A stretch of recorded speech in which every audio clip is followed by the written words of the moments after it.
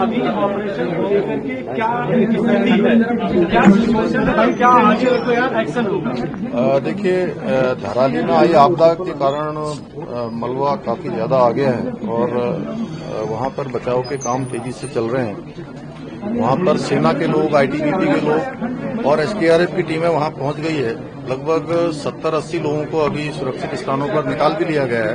तो बड़ी मैं समझता हूं कि बहुत तेजी से ये बचाव का काम वहां पर हुआ है। इसके अतिरिक्त सभी विभाग यहां से कोऑर्डिनेशन में, सेना के साथ भी हम लोग लगातार कोऑर्डिनेशन में हैं, क्योंकि सेना के बेस कैंप के आसपास भी जो है ये मलबा आया है और कुछ सड़क मार्ग भी बाधित हुआ है। लेकिन डीएम और एसपी मौके पर पहुंच रहे हैं। नेताला के पास कुछ रोड खराब हो गया था। मौसम बड़ी चुनौती है, इस समय भी वहां पर बारिश हो रही है।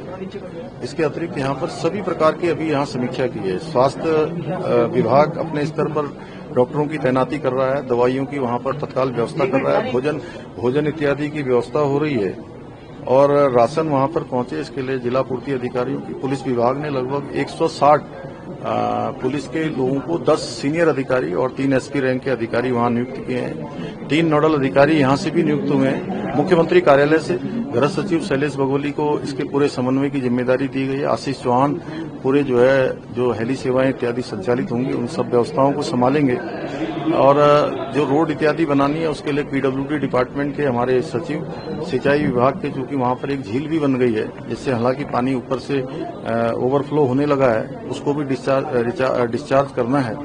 ऐसी सभी व्यवस्थाएं तत्काल पहुंचे। एक एक व्यक्ति की जान हमारे लिए बहुत महत्वपूर्ण है।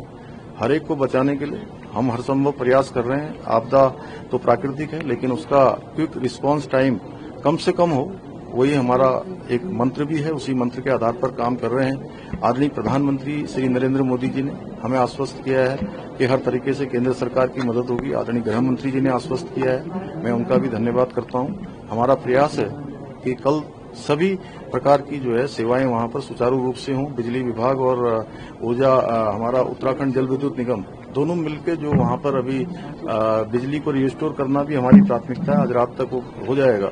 इसके साथ साथ टावर भी वहां पर जो इससे प्रभावित हुआ है, जिसके कारण से कनेक्टिविटी की, फोन इत्यादि की जो इंटरनेट सुविधाएं वहां पर बाधित हुई हैं, उसको भी हम लोग तत्काल कर रहे हैं।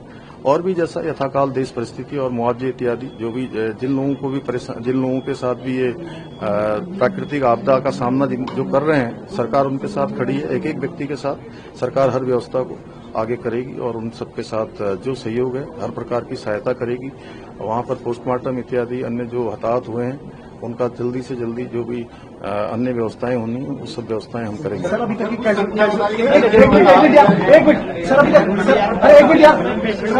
कैजुअलिटी रिपोर्ट हुई है, कितने लोग फंसे हुए हैं और जब फंसे उनको निकाल रहे हैं? देखिए, अभी तक 70 लोगों को हमारे उस गांव से, वहां से, उस नगर से निकाला गया है और सभी लोगों को निकालने की कार्रवाई हो रही है। सुरक्षित स्थानों पर उनको पहुंचा दिया है। सभी इस प्रकार की जो व्यवस्थाएं वहां पर सेना और आईटीबीपी और एसडीआरएफ के लोग मिलकर कर रहे हैं। हमारी प्राथमिकता है एक एक व्यक्ति जो उसमें फंसा है उन सबको बाहर निकाला जाए। यात्रा को लेकर डिसीजन जो गंगोत्री रूट है या वहां पर यात्रा नहीं, कल हमने वहां पर स्कूल इत्यादि इमरजेंसी सेवाओं को छोड़कर हमने कहा है कि सभी सेवाएं वहां पर जो है सरकारी रूप से उनको अभी बंद किया जाएगा और जब तक सभी स्थिति सामान्य नहीं होती है तब तक जो है इमरजेंसी सेवाएं वहां पर चलेंगी। आप खुद भी दौरा करने वाले? हाँ, मैं 2 दिन वहां दौरा करूंगा। मैं कल वहां से रहूंगा, क्योंकि मौसम जैसा होगा। सेना से भी हमने हेल्प मांगी है कि एमआई हेलीकॉप्टर हमको मिल जाएंगे तो कुछ राशन पैकेट इत्यादि हम वहां पर लोगों को डालेंगे, ड्रॉप करेंगे और जिन लोगों को रेस्क्यू करना होगा उनको रेस्क्यू भी करेंगे। पिक्चर गई है पूरी, यहाँ जिस तरह आज आपदा आई है पूरे देश भर में तस्वीर गई है। आप जो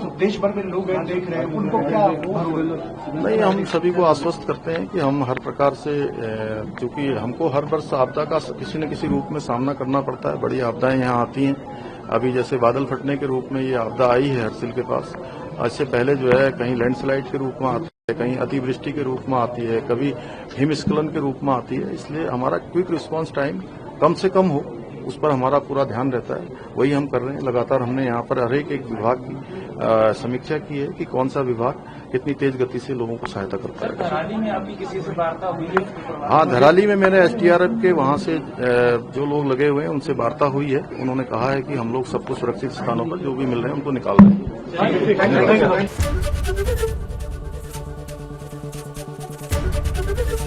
एबीपी गंगा, खबर आपकी, जुबान आपकी।